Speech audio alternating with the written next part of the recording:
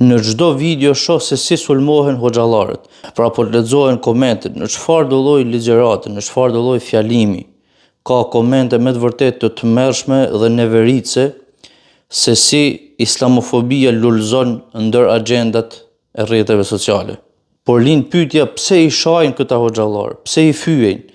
Pra pjesat që shajnë, pjesat që fyen, a ka ndonjë alternativë? A ka ndonjë metodë jetesit? A ka ndonjë stil të cilin ajo e paraqet para njerëzve? Jo.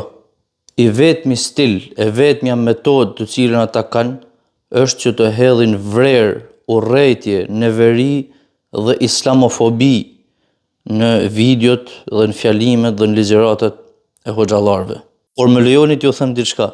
Hoxhallarët në videot e tyre flasin gjithmonë gjëra të cilat kanë dobi për njerëzit, të cilat e largojnë njerëzimin, kryesisht rinin, nga gjërat e dëmshme, nga gjërat e këqija, nga gjërat shkatruese.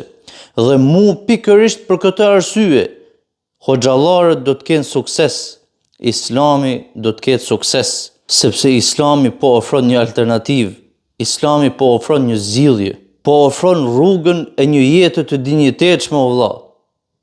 E një jete të dinjitetshme, e një jete si njeri, jo si kafsh, jo në shkatrim, jo në degenerim, jo në shturje.